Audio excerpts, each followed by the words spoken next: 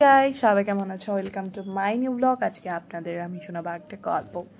তো গল্পটা লিখেছেন হচ্ছে রবীন্দ্রনাথ ঠাকুর। গেস করো তো কি হতে পারে সেই গল্পটা? হ্যাঁ, ঠিক ধরেছেন, কাবুলিওয়ালা। তাহলে শোনো গল্পটা।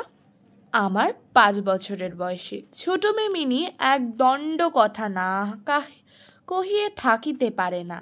সকালবেলায় আমার নবেলের সপ্তদশ পরিচ্ছেদে হাত দিয়াছি, এমন সময় মিনি আসিয়াই আরম্ভ করিয়া দিল, বাবা, রামদয়াল দারোয়ান কাককে কুয়া বলছিল। সে কিচ্ছু জানে না। সে আমায় লিখিবার টেবিলের পাশে আমার পায়ের কাছে বসিয়া নিজের 2 হাঁটু এবং হাত লইয়া অতি দ্রুত উচ্চারণে আগডুম বাগডুম খেলিতে আরম্ভ করিয়া দিল।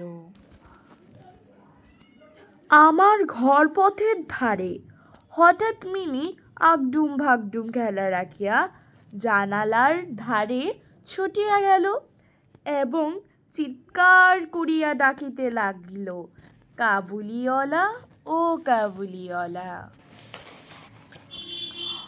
ময়লা ডিলা কাপড় পরা, পাগড়ি মাথায় ঝুলি ঘাড়ে, হাতে গোটা 2-4 আঙ্গুলের বাক্স, এক লম্বা কাবুলিওয়ালার পথ দিয়া যাইতেছিল।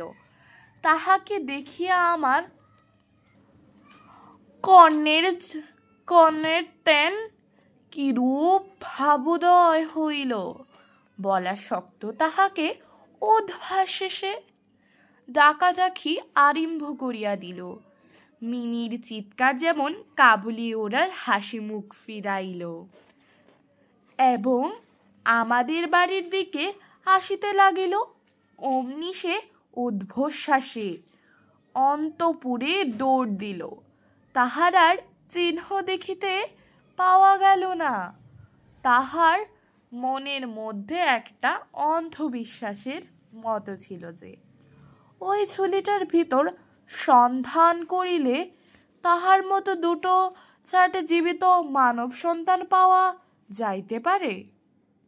আমি মিনির অমূলক ভয় ভাঙাইয়া দিবার অভিপ্রায়ে তাহাকে অন্তপুরে হইতে ডাকাইয়া আনিলাম। সে আমার ঘা গেসিয়ে দাঁড়াইয়া রহিল। কাবুলি ঝুলির মধ্য হইতে কিসমিস খুবানি বাহির করিয়া তাহাকে দিতে গেল, সে কিছুতে লইল না।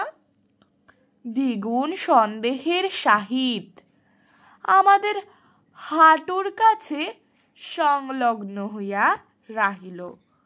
প্রথম পরিচয়টা এমনি ভাবেই গেল। কিছুদিন পরে একদিন সকালবেলায় বাড়ি হইতে বাহির হইবার সময় দেখি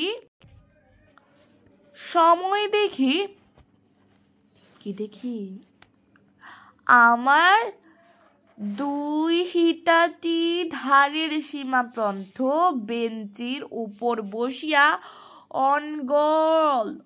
অনর্গল কথা কহিয়া যাইতেছে এবং কাবুলিওয়ালা তাহার পত্তলে বসিয়া সাহাস্য মুখে শুনিতেছে এবং মধ্যে মধ্যে প্রসঙ্গক্রমে নিজের মতামত ব্যক্ত করিতেছে। মিনির পঞ্চবর্ষীয় জীবনের অভিজ্ঞতার বাবা ছাড়া এমন ধৈর্যবান শ্রোতা সে কখনই পায় নাই। আবার দেখি তাহার ক্ষুদ্র আঁচল বাদাম কিসমিস পরিপূর্ণ।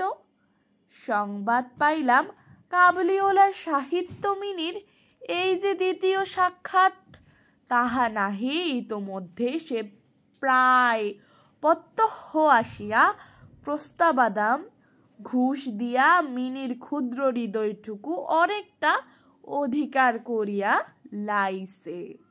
লাইয়াছে। কথাগুলো মজার আছে। দেখিলাম এই 2টি বন্ধুর মধ্যে গুটিকতর বাঁধা কথা এবং ঠান্ডা প্রচলিত আছে।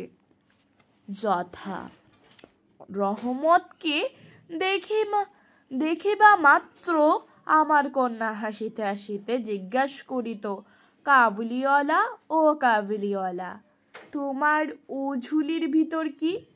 রহমত একটা অনাবশ্যক চন্দ্রবিন্দু যোগ করিয়া হাসিতে হাসিতে উত্তর করিত, হাতি।